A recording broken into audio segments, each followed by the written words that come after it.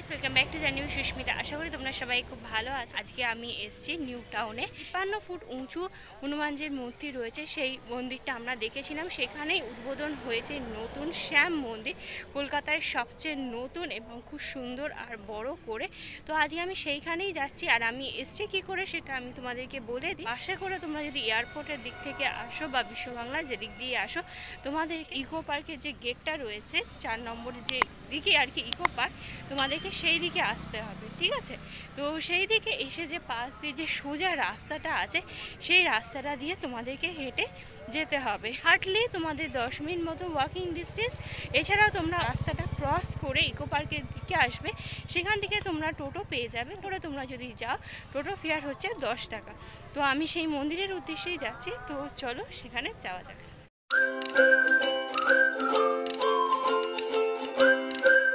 শ্রীরাম মন্দির বলে লেখা আছে, দেখো এটাই মন্দিরের প্রবেশদ্বার। আর মন্দিরের প্রবেশদ্বারের বাইরে এখানে পুজোর দেওয়ার জন্য ফুল মিষ্টি, তো তোমরা চাইলে এখান থেকে কিনতে পারো।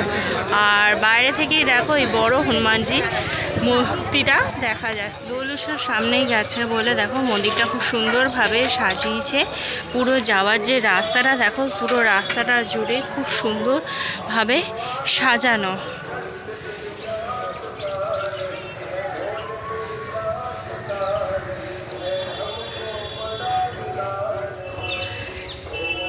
জটায়ু যে রাবণকে বাধা দিয়েছিল দেখো, সেটা এখানে দেখানো হয়েছে।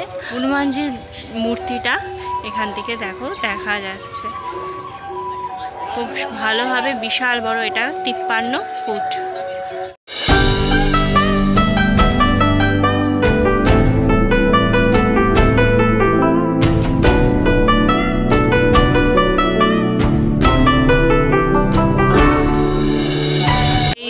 হনুমানজির পাশে দেখো এখানেও একটা ছোট হনুমান মন্দির করা হয়েছে। এখানে দেখো হনুমানজির একটা ছোট বিগ্রহ।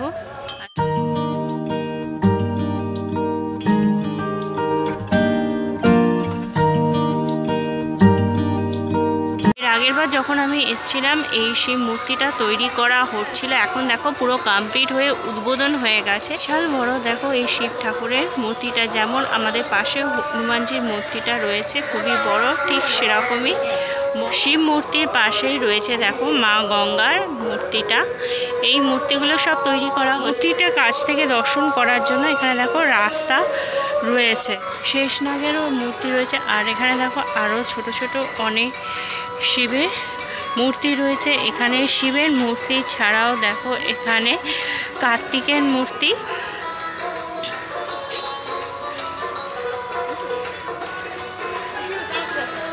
গণেশের মূর্তি, পাশে মা দুর্গার মূর্তি, এখানে শিবলিঙ্গে জল দেওয়ার।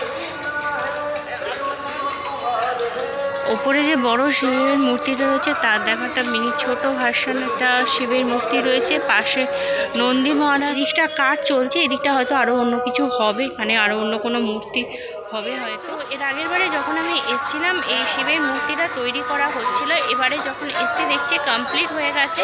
এখানে শিবের মূর্তির সাথে সাথে আরও অনেকগুলো মূর্তি রয়েছে। আর এখানে একটা পাশে মা গঙ্গারও মূর্তি হয়েছে।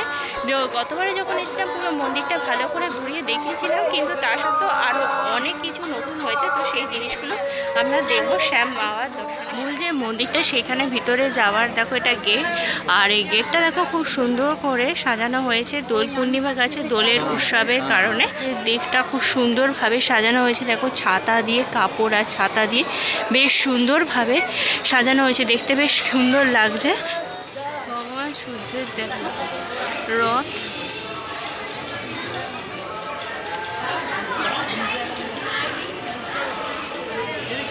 রথের সামনে যেমন ঘোড়া থাকে দেখো এখানেও বিভিন্ন রঙের ঘোড়া রয়েছে। আর ভিতরে দেখো ভগবান সূর্যের মূর্তি।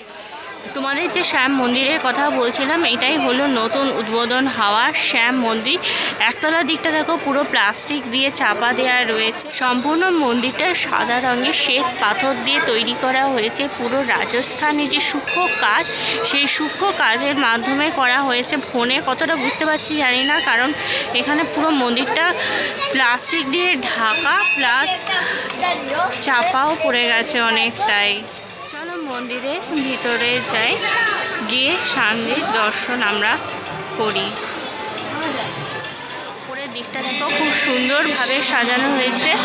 ওপরে দেখো এখানে গোপালের বিগ্রহ রয়েছে, গোপালের মূর্তি যে সাজানো হয়েছে। তারপরে দেখো দুজন নৃত্য গীত করছে। তারপরে দেখো এখানে একটা খুব সুন্দর বড় ঝাড়বাতি দেওয়া হয়েছে, আর উপরের দিকটা খুব কারুকার্য করা।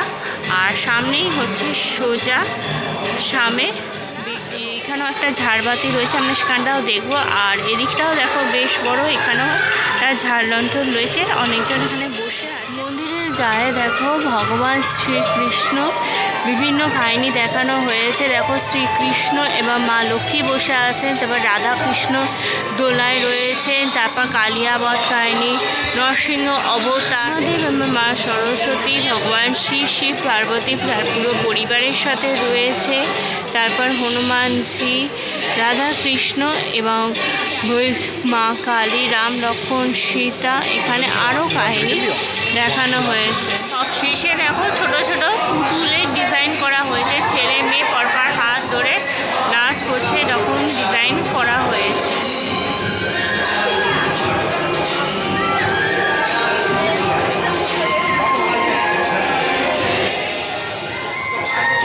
শ্যাম মন্দিরের উপরের দিকে একটা ভগবান গণেশের শ্বেত পাথরের যে কাজটা করা হয়েছে, রাজস্থানী কাজ করা হয়েছে, রাজস্থানী যে সূক্ষ্ম কারুকার্য সেই কাজ দেখো করা হয়েছে।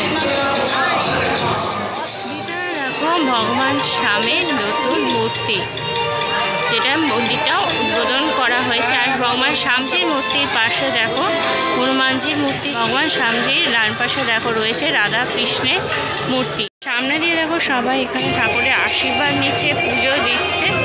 এখানে লম্বা লাইন পড়েছে, প্রতিটা পাথর আলাদা আলাদা করে কেটে এখানে জুড়ে কাজ করা হয়েছে, যে ফুলের ডিজাইনগুলো বলো বা তার উপরে যে ডিজাইনগুলো করা হয়েছে। আর এখানে দেখো লেখা আছে জয় শ্রী রাম বলে, পুরো মন্দিরের গায়ে দেখো জয় শ্রী রাম বলে লেখা হয়েছে। আর এখানে দেখো তারপরে রয়েছে ঘটের পুরো ডিজাইন করা হয়েছে, আবার তারপরে দেখো অন্যরকম ডিজাইন করা হয়েছে। আর মন্দিরের গায়ে দেখো এখানে শিব মন্দির রয়েছে, এরকম ছোট ছোট নকশা জানলার মতন করা হয়েছে। এপাশে যেমন রয়েছে ওই পাশের দিকেও রয়েছে।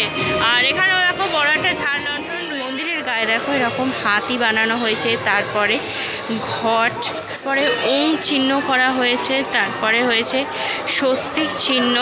মন্দিরের ওপর দিকটাও বেশ সুন্দর করে দেখো সাজানো হয়েছে। জিনমাতার মন্দিরের এটা প্রবেশদ্বার।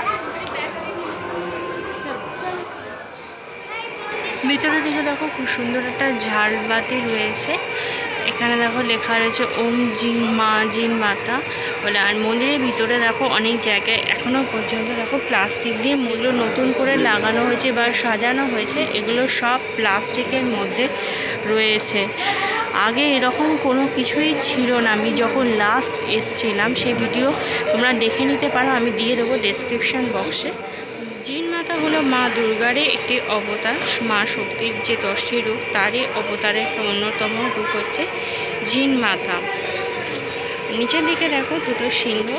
এই পাশ দিয়ে আমি এসেছিলাম জিন মাতার মন্দিরে, আমি প্রবেশ করেছিলাম। এই হলো জিন মাতার মন্দির। আর জিন মাতার মন্দিরের ঠিক পাশে দিয়ে একটা মন্দির আছে, সে মুখটা দিয়ে লোকজন ঢুকছে বা বেরাচ্ছে, এই দিকটা দিয়ে সেই মন্দিরের ভিতরে যাওয়া যায়। চলো আমরা যাই।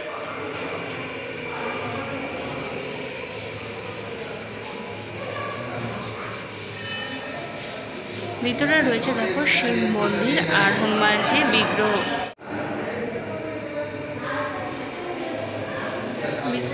ব্রহ্মা মূর্তি, নারায়ণের মূর্তি, শিবের মূর্তি, হনুমানজির মূর্তি।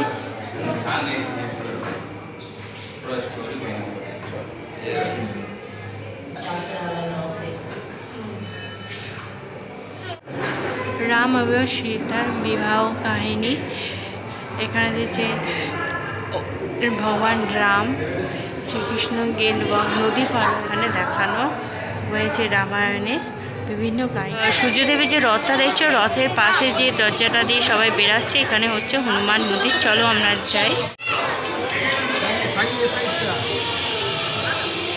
ভগবান শিবের মূর্তি। আর এইখানে দেখো একটা যজ্ঞ কুণ্ড চলে এসেছি। এখানে আরো অনেক মূর্তি রয়েছে, শ্যামজির মূর্তি, মা কালীর মূর্তি, মা দুর্গার মূর্তি, হনুমানজির একটা সুন্দর মূর্তি, ভগবান শ্রী গণেশের মূর্তি, ভগবান শিব ও মা পার্বতী। আর নিচে দেখো রয়েছে ভগবান শিব, ব্রহ্মা, গণেশা, হনুমানজির মূর্তি। ভিতরে দেখো রয়েছে মা অন্নপূর্ণার মূর্তি, শিব এবং মা দুর্গা। আর এছাড়া রয়েছে মা সরস্বতী এবং মা শীতলা। তৃতীয় আছে রামায়ণ পড়ছে। এখান থেকে দেখো ভালোভাবে বুঝতে পারবে। জগন্নাথ, বলরাম, সুভদ্রা এই মূর্তিটা আগে ছিল না, এটা নতুন হয়েছে। পুরো মন্দিরটার গায়ে এরকমইভাবে আরও অনেক কাহিনী দেখো ভগবানের লেখা রয়েছে। আর পুরো মন্দিরটা দেখো কাঁচ দিয়ে তৈরি, রঙিন যে বিভিন্ন কাঁচের ব্যবহার করা হয়েছে। আর মন্দিরের দেয়ালের গায়ে দেখো রাম রাম রাম লেখা রয়েছে। সম্পূর্ণ মন্দিরটা কাঁচ দিয়ে তৈরি। কৃষ্ণের মূর্তি। আর নিচের দিকে দেখো রয়েছে রাম, লক্ষ্মণ, সীতা ও হনুমানজির বিগ্রহ। সোজা দেখো রাম, লক্ষ্মণ, সীতা ও হনুমানজির বিগ্রহ। ও কৃষ্ণের দিকে দেয়ালে দেখো রামায়ণের বিভিন্ন কাহিনী দেখো এখানে দেখানো হয়েছে, শ্রীকৃষ্ণের বিভিন্ন অবতার, হনুমানজির মূর্তি। আর পাশে দেখা সীতার মূর্তি। এই যে ভিতরে মাতা সীতার শ্রী শ্রী বালাজি মন্দির।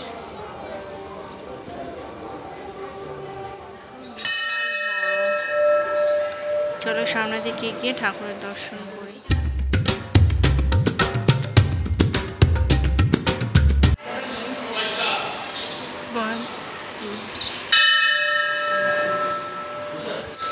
শ্রী পঞ্চমুখী হনুমান, মা দুর্গার মূর্তি। পাশে রয়েছে একটা শিবলিঙ্গ। আর এই শিবলিঙ্গের পিছনের দিকে রয়েছে দেখো গণেশজি, হনুমানজি, মা লক্ষ্মীর মূর্তি। যে শ্যাম মন্দিরটা হয়েছে সেটা আমরা ঘুরে দেখলাম। সেই শ্যাম মন্দিরের বাইরের দিকটা পুরোটাই প্লাস্টিক দিয়ে ঢাকা হয়েছে। এখনও মন্দিরে বেশ কিছু অংশের কাজ বাকি রয়ে। মন্দিরটাকে রাম মন্দিরই বলা হয়ে থাকে। রামের মূর্তি ছাড়াও এখানে আরও অনেক ঠাকুরের মূর্তি রয়েছে। প্রায়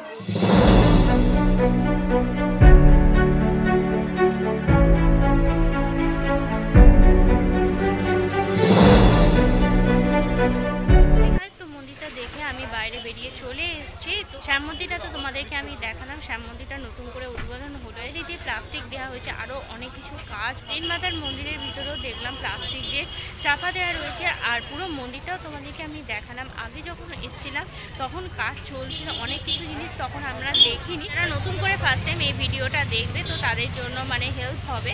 আর যারা কোনো ভিডিওটা দেখোনি তারা লিঙ্ক দিয়ে দেবো, দেখে নেবে। মন্দিরটা কখন খোলা থাকে সেটা তোমাদেরকে আমি বলে দিই। সকালবেলা 8টা থেকে দুপুরবেলা 12টা পর্যন্ত, বিকেলবেলা 4টা থেকে রাত্রিবেলা 8টা পর্যন্ত খোলা থাকে। বেশ ভালো লাগলো আজকে এই মন্দিরে এসে। আশা করি তোমাদেরও ভালো লাগলো। যদি তোমাদের পুরো ভিডিওটা ভালো লেগে থাকে তাহলে তোমরা অবশ্যই লাইক করো, কমেন্ট করো, শেয়ার করো তোমাদের ফ্রেন্ডস আর ফ্যামিলির মধ্যে। আর আমার চ্যানেলটা সাবস্ক্রাইব